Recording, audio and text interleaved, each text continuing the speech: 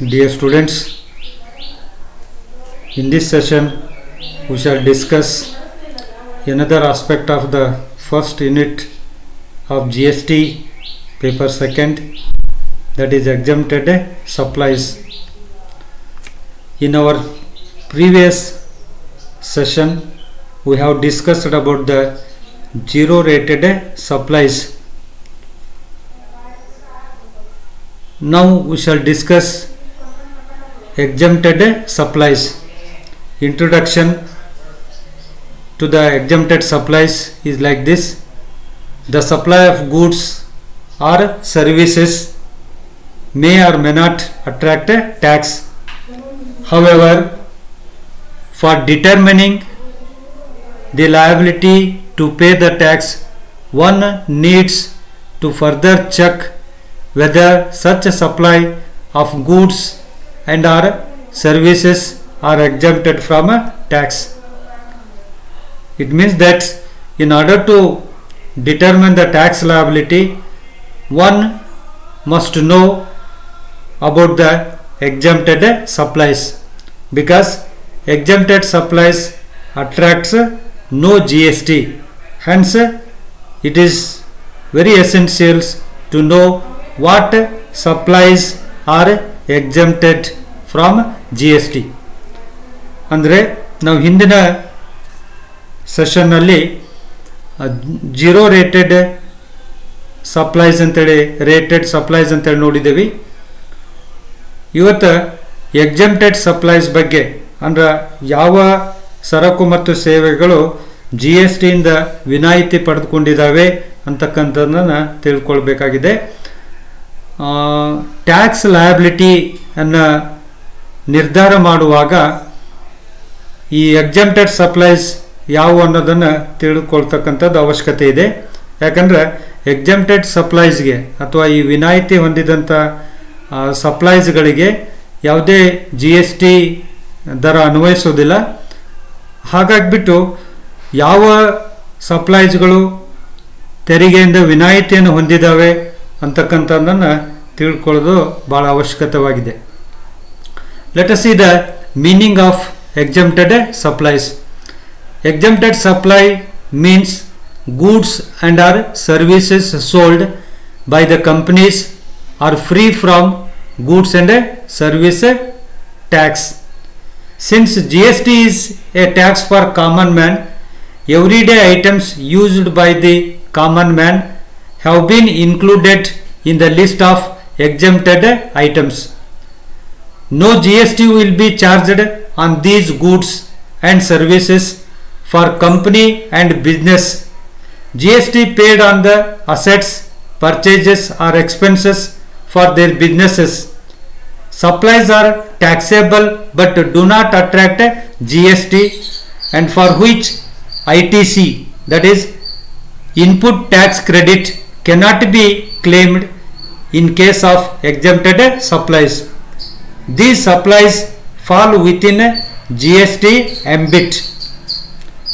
It means that there are items which are used by common man for day-to-day utilization, and such goods used by the common man are not taxable under GST.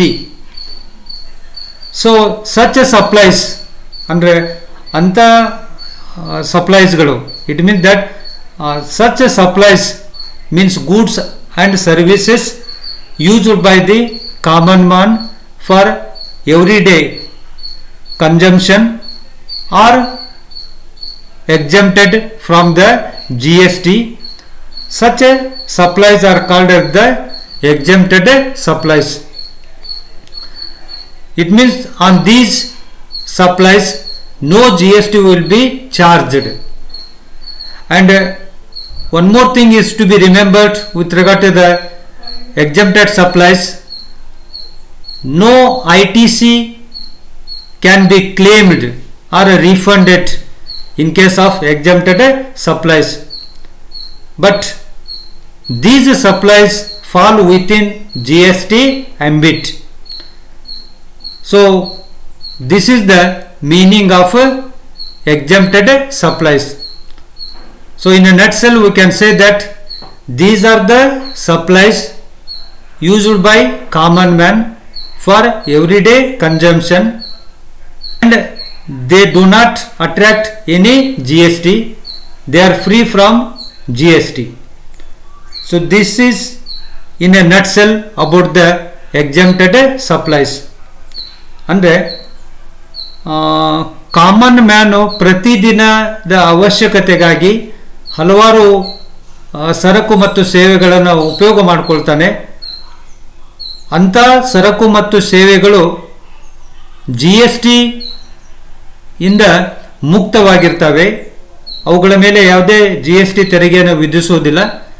ಅಂಥ ಸಪ್ಲೈಸ್ಗಳಿಗೆ ನಾವು ವಿನಾಯಿತಿ ಹೊಂದಿದಂಥ, ಅಂದರೆ GST ಇಂದ ವಿನಾಯಿತಿ ಹೊಂದಿದಂಥ ಸರಕು ಮತ್ತು ಸೇವೆಗಳಂತೇಳಿ ನಾವು ಕರಿತೇವೆ, ಅಥವಾ ಸಪ್ಲೈಸ್ ಅಂತೇಳಿ ಕರಿತೇವೆ.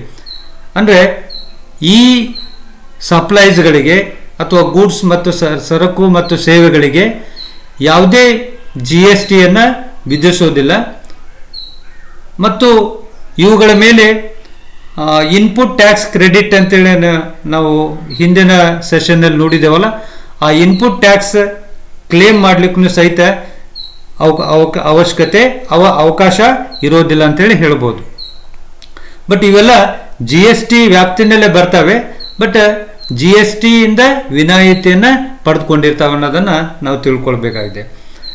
Examples for exempted supplies are live fish, fresh milk, fresh fruits, unpacked food grains, fresh vegetables, curds, breads, etc. These are all the examples or supplies exempted from GST.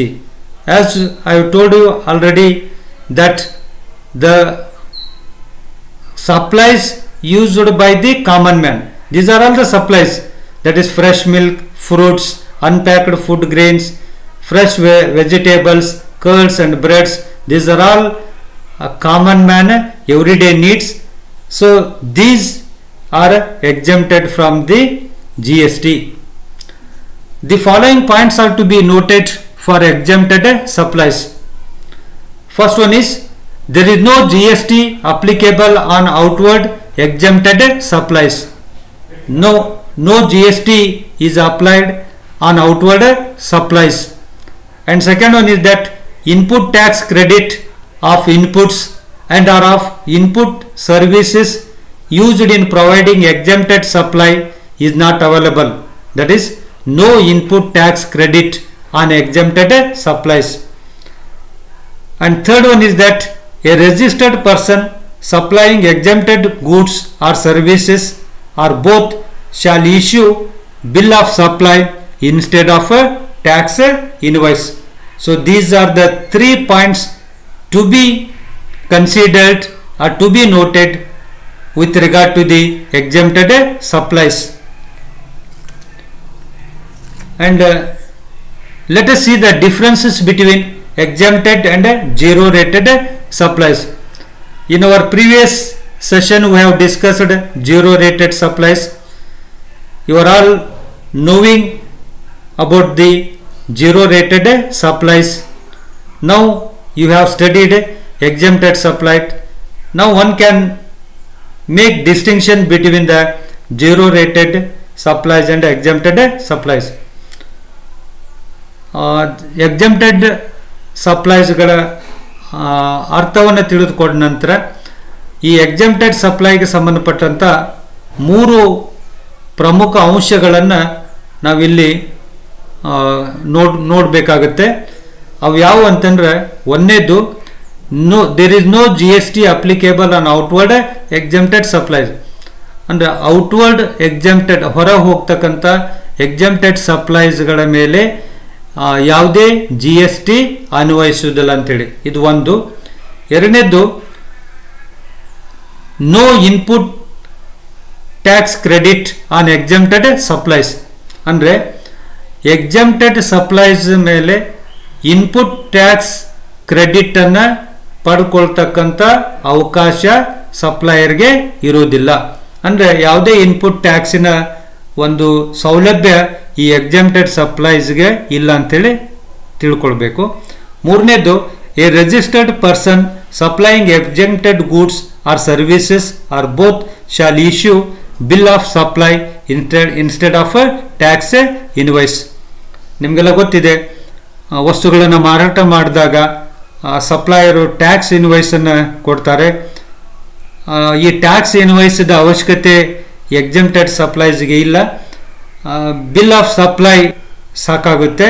So registered person supplying exempted goods or services or both shall issue bill of supply instead of tax invoice. ಅಂದರೆ tax invoice ಬದಲಿ supplier ಏನು ಮಾಡ್ಬೋದು ಅಂತಂದ್ರೆ, registered person exempted ಗೂಡ್ಸನ್ನು supply ಮಾಡ್ತಕ್ಕಂಥ registered ಪರ್ಸನ್ನು tax invoice ಬದಲಿ bill of ಸಪ್ಲೈಯನ್ನು ಇಶ್ಯೂ ಮಾಡ್ಬೋದು. ಸೊ ಈ ಮೂರು ಪ್ರಮುಖ ಅಂಶಗಳು ಎಕ್ಸೆಂಪ್ಟೆಡ್ ಸಪ್ಲೈಸ್ಗೆ ಸಂಬಂಧಪಟ್ಟಿರ್ತಕ್ಕಂಥದ್ದು. ಈಗ ಎಕ್ಸೆಂಪ್ಟೆಡ್ ಸಪ್ಲೈ ಮತ್ತು ಜೀರೋ ರೇಟೆಡ್ ಸಪ್ಲೈಸ್ಗಳ ನಡುವೆ ಇರ್ತಕ್ಕಂಥ ವ್ಯತ್ಯಾಸಗಳನ್ನು ತಿಳ್ಕೊಳ್ಳೋಣ. ನಾವು ಹಿಂದಿನ ಸೆಷನ್ನಲ್ಲಿ ಜೀರೋ ರೇಟೆಡ್ ಬಗ್ಗೆ ತಿಳ್ಕೊಂಡಿದ್ದೇವೆ. ಜೀರೋ ರೇಟೆಡ್ ಅಂದ್ರೆ ಏನು, ಅವುಗಳ ಎಕ್ಸಾಂಪಲ್ಸ್ ನೋಡಿದ್ದೇವೆ, ಅದಕ್ಕೆ ರೀಫಂಡಿಗೆ ಸಂಬಂಧಪಟ್ಟಿರ್ತಕ್ಕಂಥ ಮಾಹಿತಿಯನ್ನು ತಿಳ್ಕೊಂಡಿದ್ದೇವೆ. ಸೊ ಈಗ ಎಕ್ಸೆಂಪ್ಟೆಡ್ ಸಪ್ಲೈಸ್ ಅಂದ್ರೆ ಏನು, ಎಕ್ಸೆಂಪ್ಟೆಡ್ ಸಪ್ಲೈಸ್ಗೆ ಇರ್ತಕ್ಕಂಥ ಅಂಶಗಳು, ಪ್ರಮುಖ ಮೂರು ಅಂಶಗಳನ್ನು ಸಹಿತ ತಿಳ್ಕೊಂಡಿದ್ದೇವೆ. ಇಷ್ಟೆಲ್ಲ ತಿಳಿದುಕೊಂಡ ನಂತರ ಈಗ ನಾವು ಎರಡರ ನಡುವೆ ಇರ್ತಕ್ಕಂಥ ವ್ಯತ್ಯಾಸಗಳನ್ನು ಗುರುತಿಸಿಕೊಳ್ಳಿಕ್ಕೆ ಸಮರ್ಥರಾಗ್ತೇವೆ ಅಂತೇಳಿ ಹೇಳ್ಬೋದು. Let us see the differences between exempted and zero rated supplies. There are point of differences. The first point of differences means on these points we can differentiate between exempted supplies and zero rated supplies. First one is meaning.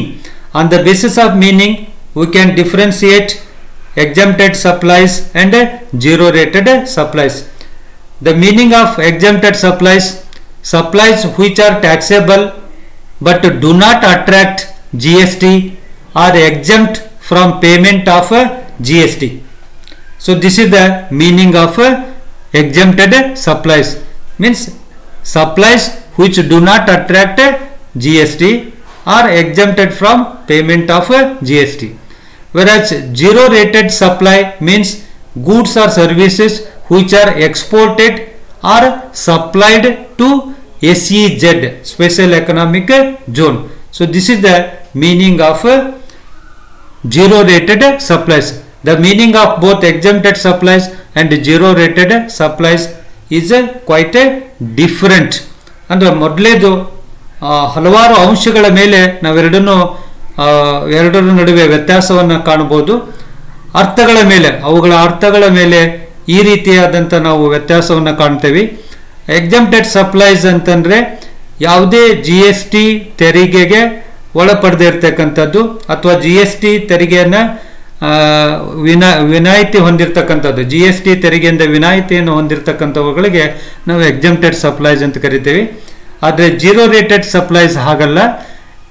ರಫ್ತುಗಳಿಗೆ ಮತ್ತು SEZಗೆ supply ಮಾಡಿದಂಥ goods and ಸರ್ವಿಸಸ್ಗಳು ಮಾತ್ರ zero rated supplies ಅಂತ ಕರಿತೇವೆ. ಹಾಗಾದರೆ ರಫ್ತುಗಳಿಗೆ ಮತ್ತು SEZಗೆ supply ಮಾಡಿದಂಥ ಗೂಡ್ಸ್ಗಳು zero rated supplies ಆಗಿರ್ತವೆ. ಮತ್ತು ಯಾವುದೇ ಸಪ್ಲೈಸ್ ಇರಲಿ, ಅವು GST ಇಂದ ವಿನಾಯಿತಿ ಪಡೆದುಕೊಂಡಿದ್ರೆ ಅವುಗಳಿಗೆ ಎಕ್ಸೆಂಪ್ಟೆಡ್ ಸಪ್ಲೈಸ್ ಅಂತ ಕರಿತೇವೆ. ಹೀಗೆ ಅರ್ಥಗಳ ಆಧಾರದ ಮೇಲೆ ಈ ರೀತಿ ನಾವು ವ್ಯತ್ಯಾಸವನ್ನು ನೋಡ್ಬೋದು. ಎರಡನೇ point of distinction, second point of distinction is input tax credit availability. ಹಾಗಾದರೆ ಇನ್ಪುಟ್ ಟ್ಯಾಕ್ಸ್ ಕ್ರೆಡಿಟ್ ಸೌಲಭ್ಯದ ಆಧಾರದ ಮೇಲೆ ಅವುಗಳನ್ನು ನಾವು ಬೇರೆ ಬೇರೆಯಾಗಿ ಕಾಣಬಹುದು. So in case of exempted supplies, input tax credit is not available. On exempted supplies, the supplier cannot claim input tax credit. So input tax credit facility is not available, or benefit is not available in case of exempted supplies. Whereas in case of zero rated supplies, input tax credit is available, or the supplier can claim input tax credit on zero rated supplies. ಎರಡನೇ point ಅವುಗಳ ವ್ಯತ್ಯಾಸ ಮಾಡ್ತಕ್ಕಂಥದ್ದು, difference ಮಾಡ್ತಕ್ಕಂಥದ್ದು ಯಾವುದು ಅಂತಂದ್ರೆ input tax ಕ್ರೆಡಿಟಿನ ಸೌಲಭ್ಯ ಅಥವಾ benefit ಮೇಲೆ. ಹಾಗಾದರೆ ಎಕ್ಸೆಂಪ್ಟೆಡ್ ಸಪ್ಲೈಸ್ಗೆ ಇನ್ಪುಟ್ ಟ್ಯಾಕ್ಸ್ ಕ್ರೆಡಿಟ್ ಸೌಲಭ್ಯ ಇರೋದಿಲ್ಲ.